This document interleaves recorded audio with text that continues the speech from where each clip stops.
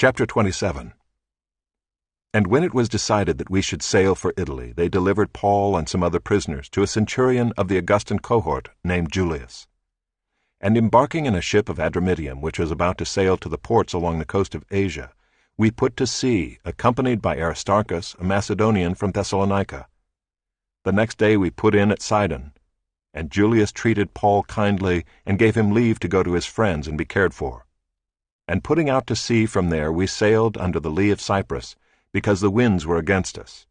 And when we had sailed across the open sea along the coast of Cilicia and Pamphylia, we came to Myra in Lycia. There the centurion found a ship of Alexandria sailing for Italy and put us on board. We sailed slowly for a number of days and arrived with difficulty off Cnidus, and as the wind did not allow us to go farther, we sailed under the lee of Crete off Salmone. Coasting along it with difficulty, we came to a place called Fair Havens, near which was the city of Lasea. Since much time had passed and the voyage was now dangerous, because even the fast was already over, Paul advised them, saying, "Sirs, I perceive that the voyage will be with injury and much loss, not only of the cargo and the ship, but also of our lives." But the centurion paid more attention to the pilot and to the owner of the ship than to what Paul said. And because the harbor was not suitable to spend the winter in, the majority decided to put out to sea from there, on the chance that somehow they could reach Phoenix, a harbor of Crete, facing both southwest and northwest, and spend the winter there. Now when the south wind blew gently, supposing that they had obtained their purpose, they weighed anchor and sailed along Crete, close to the shore.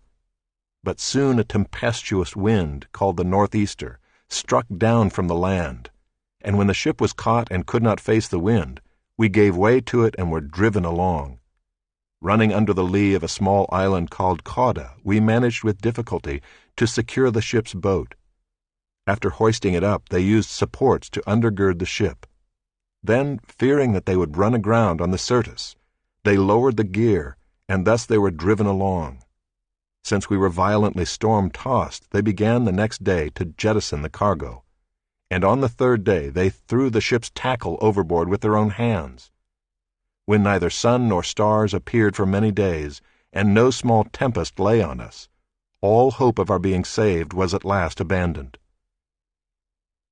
Since they had been without food for a long time, Paul stood up among them and said, "Men, you should have listened to me and not have set sail from Crete and incurred this injury and loss. Yet now I urge you to take heart, for there will be no loss of life among you, but only of the ship. For this very night there stood before me an angel of the God to whom I belong and whom I worship, and he said, 'Do not be afraid, Paul. You must stand before Caesar. And behold, God has granted you all those who sail with you. So take heart, men, for I have faith in God that it will be exactly as I have been told. But we must run aground on some island.' When the 14th night had come, as we were being driven across the Adriatic Sea, about midnight the sailors suspected that they were nearing land. So they took a sounding and found 20 fathoms. A little farther on they took a sounding again and found 15 fathoms. And fearing that we might run on the rocks, they let down 4 anchors from the stern and prayed for day to come. And as the sailors were seeking to escape from the ship and had lowered the ship's boat into the sea under pretense of laying out anchors from the bow, Paul said to the centurion and the soldiers, 'Unless these men stay in the ship, you cannot be saved.' Then the soldiers cut away the ropes of the ship's boat and let it go. As day was about to dawn, Paul urged them all to take some food, saying, 'Today is the 14th day that you have continued in suspense and without food, having taken nothing. Therefore I urge you to take some food, for it will give you strength, for not a hair is to perish from the head of any of you.' And when he had said these things, he took bread, and giving thanks to God in the presence of all, he broke it and began to eat. Then they all were encouraged and ate some food themselves. We were in all 276 persons in the ship. And when they had eaten enough, they lightened the ship, throwing out the wheat into the sea. Now when it was day, they did not recognize the land, but they noticed a bay with a beach, on which they had planned, if possible, to run the ship ashore.